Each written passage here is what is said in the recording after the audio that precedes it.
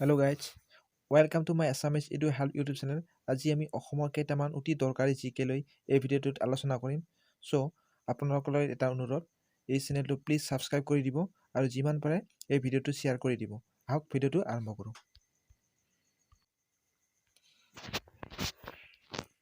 আহিছোঁ আজিৰ প্ৰথম কুৱেশ্যনলৈ। Who had written the book name Prahlad চৰিত্ৰ? তো প্ৰহ্লাদ চৰিত্ৰ কিতাপখন কোনে লিখিছিল? ইয়াৰ অপশ্যন কেইটা দিছে হেম সৰস্বতী, বি অপশ্যন দিছে হৰিবৰ বিপ্ৰ, চি অপশ্যন দিছে মাধৱ কন্দলি, ডি অপশ্যন দিছে কবিৰত্ন সৰস্বতী। ইয়াৰে অপশ্যন নাম্বাৰ এ টো ৰাইট হ'ব। হেম সৰস্বতীয়ে প্ৰহ্লাদ চৰিত্ৰৰ কিতাপখন লিখিছিলে। আহিছোঁ নেক্সট কুৱেশ্যনলৈ। Which Assamese writer is also' known as the বকুল বনৰ কবি? তলৰ কোনজন অসমীয়া কবিক বকুল বনৰ কবি বুলি জনা যায়? ইয়াৰ অপশ্যন কেইটা দিয়া আছে Bishnuram Medhi, option B number দি আছে বিনন্দ চন্দ্ৰ বৰুৱা, অপশ্যন চি দি আছে আনন্দৰাম ঢেকিয়াল ফুকন, অপশ্যন ডি দি আছে আনন্দ চন্দ্ৰ বৰুৱা। ইয়াৰ অপশ্যন নাম্বাৰ ৰাইট এনচাৰটো হ'ব ইয়াৰ অপশ্যন নাম্বাৰ ডি টু। আনন্দ চন্দ্ৰ বৰুৱা কি বুলি কোৱা হয়? বকুল বনৰ কবি বুলি কোৱা হয়। আহিছোঁ নেক্সট কুৱেশ্যনলৈ। In which hill top the Kamakhya temple is located? তো কামাখ্যা মন্দিৰটো কোনখন পাহাৰৰ উপস্থিত? ইয়াৰ অপশ্যন কেইটা দিয়া আছে অপশ্যন এ দি আছে Nilachal hill, option B Satyachal hill, option C Sandhyachal hill, option D Yogini hill. ইয়াৰে অপশ্যন নাম্বাৰ এ টো ৰাইট হ'ব নীলাচল হিল। নীলাচল পাহাৰত কামাখ্যা মন্দিৰটো অৱস্থিত। আহিছোঁ নেক্সট কুৱেশ্যনলৈ। In which year the capital of Assam shift from Shillong to Dispur? কোনটো বছৰত অসমৰ ৰাজধানী শ্বিলঙৰ পৰা দিছপুৰলৈ স্থানান্তৰ কৰা হয়? ইয়াৰ অপশ্যন কেইটা দি আছে 1950, অপশ্যন বি দি আছে 1955, অপশ্যন চি দি আছে 1971, ডি অপশ্যন দি আছে 1973। ইয়াৰে অপশ্যন নাম্বাৰ ডি টো ৰাইট হ'ব। ৰাইট এনচাৰ ডি অপশ্যনটো ৰাইট হ'ব। 1973 টো ৰাইট হ'ব। তো মনত ৰাখিব 1973 অসমৰ ৰাজধানী শ্বিলঙৰ পৰা দিছপুৰলৈ স্থানান্তৰ কৰা হয়। আহিছোঁ নেক্সট কুৱেশ্যনলৈ। The Assam Sahitya Sabha was first founded in the year? Assam সাহিত্য সভা কেতিয়া প্ৰথম গঠন কৰা হয়? ইয়াৰ অপশ্যন কেইটা দিছে 1902, 1912, 1917, 1921। ইয়াৰে অপশ্যন নাম্বাৰ চি টো ৰাইট হ'ব 1970। 1970ত অসম সাহিত্য সভা গঠন কৰা হয়, মনত ৰাখিব। আহিছোঁ নেক্সট কুৱেশ্যনলৈ। The first conference of Assam Sahitya Sabha was held at?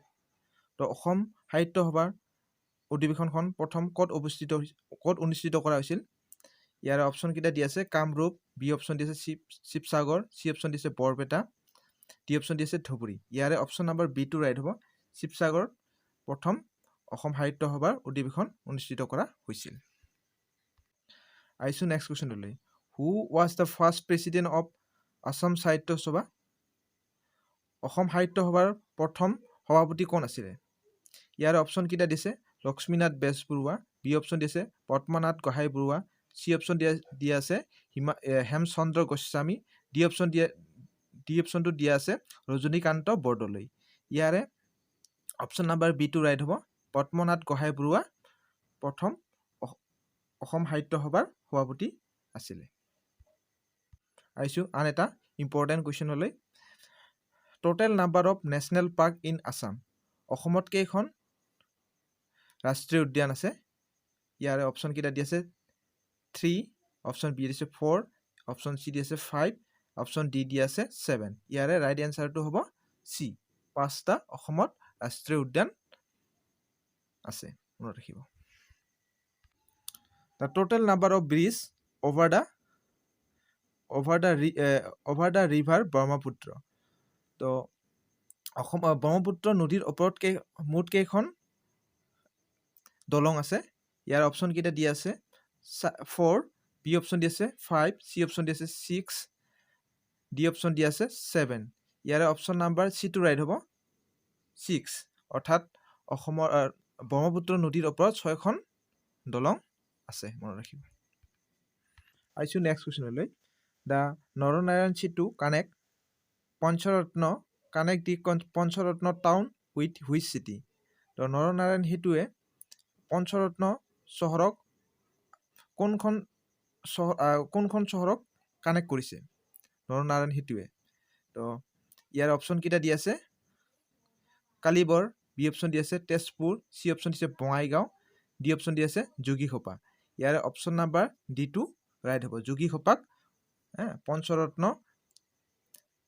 Panchratna দক্ষিণ চাইডত আৰু উত্তৰ চাইডত যোগীঘোপা অৱস্থিত নৰনাৰায়ণ সেতুৱে কানেক্ট কৰিছিলে মনত ৰাখিব